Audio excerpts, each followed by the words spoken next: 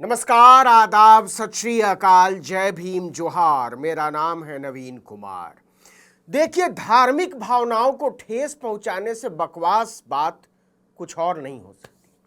वरना तिरुपति मंदिर के प्रसाद में एनिमल फाइट की बात सामने आने के बाद तो लाखों एफआईआर हो जानी चाहिए थी, सैकड़ों लोगों की गिरफ्तारियां हो जानी चाहिए थी, हंगामा मच जाना चाहिए था। लेकिन सवाल ब्राह्मणों पर है तो सुप्रीम कोर्ट से लेकर समाज और सरकार तक मामले को बैलेंस करने में जुटे हुए।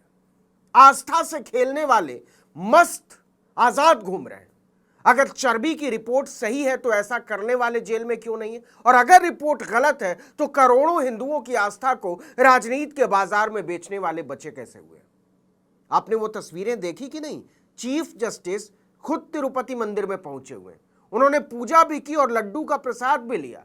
गोया किसी को कुछ सोचने की जरूरत नहीं है। सोचिए, आस्था कितनी बड़ी चीज होती है। लेकिन सबकी आस्था नहीं, सिर्फ ब्राह्मणों की आस्था। रिपोर्ट कह रही है कि ब्राह्मणों ने जानवरों की चर्बी वाला घी मंगवाया, ब्राह्मणों ने लड्डू बनाया और ब्राह्मणों ने ही करोड़ों लोगों को इसको खिलाया, लेकिन कोई जेल नहीं गया। कमाल तो यह हो गया कि सुप्रीम कोर्ट कह रहा है जब एसआईटी की जांच चल रही है तो सीएम ने बयान क्यों दिया। मतलब किसी राज्य के मुख्यमंत्री को किसी रिपोर्ट के आधार पर या किसी जांच के दौरान कोई बयान नहीं देना चाहिए। यहां प्रधानमंत्री से लेकर देश के गृह मंत्री और भाजपा के बड़े बड़े नेता तक, रिपोर्ट छोड़िए, जांच तक से पहले पूरे विपक्ष को भ्रष्ट, गद्दार, बेईमान, लुटेरा साबित करते फिर रहे हैं। पूरी एक कौम को कपड़ों के आधार पर लपेटते फिर रहे हैं। मदरसों के बच्चों को आतंकवादी बताते फिर रहे हैं। कभी सुना आपने कि किसी जस्टिस ने कहा हो कि जब जांच ही नहीं हुई है, कुछ साबित ही नहीं हुआ है, तो ऐसी बातें कर कैसे सकते हो? लेकिन यहां मामला ब्राह्मण आधिपत्य पर उठे गंभीर भ्रष्टाचार और उससे भी ज्यादा पवित्रता के पाखंड की उड़ी हुई धज्जियों का है, तो सब सदाचार और नैतिक शिक्षा की प्रतिमूर्ति हो गए। देखिए कि 30 सितंबर को तिरुपति मंदिर के लड्डुओं में जानवरों की चर्बी वाले घी के इस्तेमाल पर सुप्रीम कोर्ट में सुनवाई हुई। इस मामले में भाजपा नेता डॉक्टर सुब्रमण्यम स्वामी, जगन मोहन रेड्डी की पार्टी के सांसद वाईवी सुब्बा रेड्डी, लेखक विक्रम संपत, फिल्म डायरेक्टर दुष्यंत श्रीधर और सुदर्शन टीवी वाले सुरेश चौहान की याचिकाएं लगी हुई थी। स्वामी की ओर से वरिष्ठ वकील राजशेखर राव, वाईवी सुब्बा रेड्डी की ओर से सिद्धार्थ लूथरा, आंध्र प्रदेश सरकार की तरफ से मुकुल रोहतगी और केंद्र सरकार की तरफ से सॉलिसिटर जनरल तुषार मेहता मौजूद थे। हंसी खुशी के माहौल में सुनवाई शुरू हुई। कोर्ट ने तिरुपति मंदिर की ओर से पेश हुए वकील से पूछा, इस बात के क्या सबूत है कि लड्डू बनाने में दूषित घी का इस्तेमाल किया गया था? क्या सबूत है, बताइए। जरा सुप्रीम कोर्ट में हुई बहस को ध्यान से समझिएगा और वो दृश्य भी साथ में याद रखिएगा। चीफ जस्टिस जब तिरुपति देवस्थानम में आरती अनुष्ठान कर रहे हैं, आपको बता दें कि चीफ जस्टिस स्वयं ब्राह्मण है और तिरुपति में लड्डू बनाने से लेकर उसे बेचने तक की पूरी प्रक्रिया सिर्फ और सिर्फ एक ही जाति के लोगों के हाथ में, सिर्फ ब्राह्मण। इसके अलावा कोई और लड्डू प्रसादम को हाथ तक नहीं लगा सकता बनते हुए। अब सुप्रीम कोर्ट की चर्चा पर गौर कीजिए।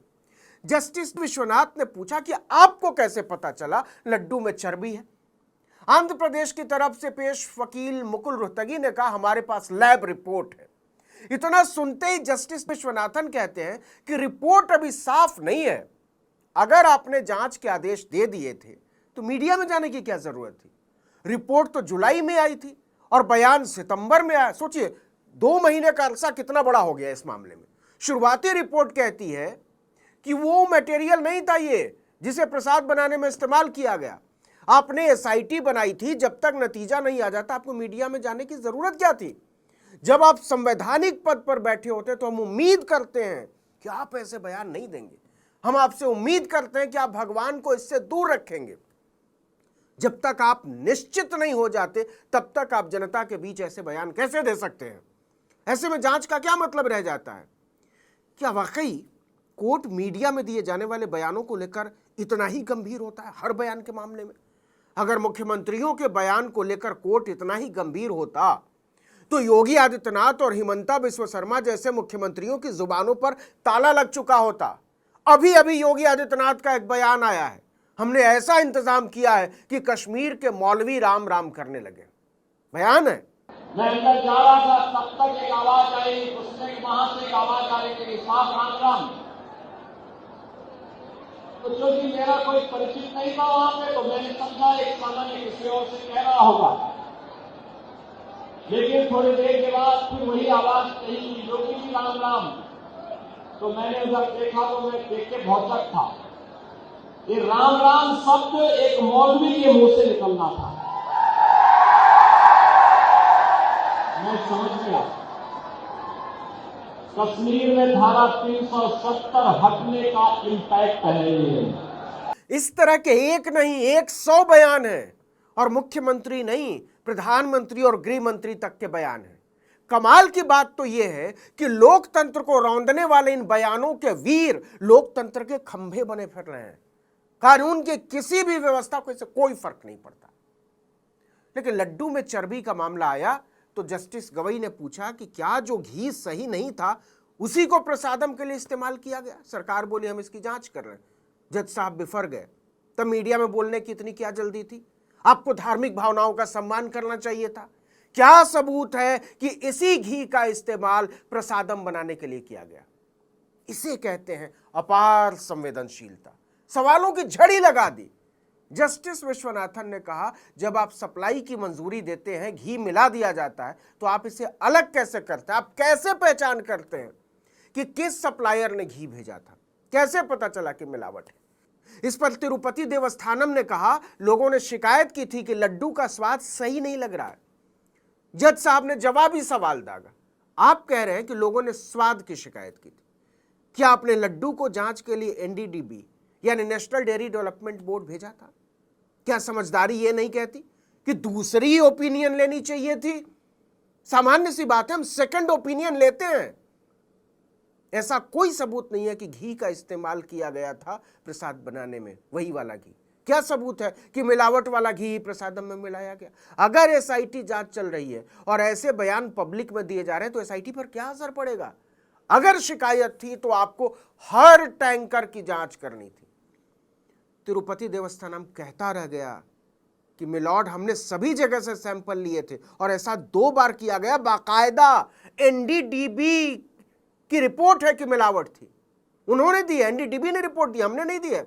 इस पर जस्टिस गवई कहने लगे चलिए मान लिया, लेकिन यह कहीं साफ नहीं है कि इसी का इस्तेमाल प्रसादम में किया गया। आपका अफसर कह रहा है कि मिलावट वाला घी इस्तेमाल नहीं हुआ। इस पर टीटीडी ने कहा यह केवल एक न्यूज रिपोर्ट थी, हमारा आधिकारिक स्टैंड नहीं है। जस्टिस गवई इस पर कहते हैं जवाब देने से पहले ध्यान रखिएगा, इसका बड़ा व्यापक असर होगा। जब प्रसाद में पशु चर्बी होने की जांच सीएम चंद्रबाबू नायडू ने एसआईटी को दी, तब उन्हें मीडिया में जाने की क्या जरूरत थी? कम से कम भगवान को तो राजनीति से दूर रखिए। मतलब सबकी समझ में आ गया था कि हर हाल में आस्था की रक्षा होनी है। सोचिए यह मामला कितना बड़ा और संवेदनशील है कि सुप्रीम कोर्ट के जज को कहना पड़ रहा है कि सीएम को तुरंत इस समय प्रेस में जाने की क्या जरूरत थी? आपको धार्मिक भावनाओं का सम्मान करना चाहिए। क्या आपने इससे पहले भी ऐसा सुना है? जरा सोच कर देखिए कि ऐसा क्यों हुआ। अगर यह वाकई धार्मिक भावनाओं से खिलवाड़ का ही मामला है तो खेल कौन रहा है और बचाया किसको जा रहा है? ठीक से सोचिएगा, जवाब आप भी समझ जाएंगे। इस वीडियो में इतना ही, लेकिन अगर आपने आर्टिकल 19 इंडिया को अब तक सब्सक्राइब नहीं किया है तो फौरन कर लीजिए, बेल आइकॉन दबाइए, घंटी जैसी आकृति लाइक कीजिए और कमेंट करके बताइए हमारा वीडियो आपको कैसा लगा। हमारा ट्विटर हैंडल है article19_India और मेरा ट्विटर हैंडल है नवीन जर्नलिस्ट। नमस्कार।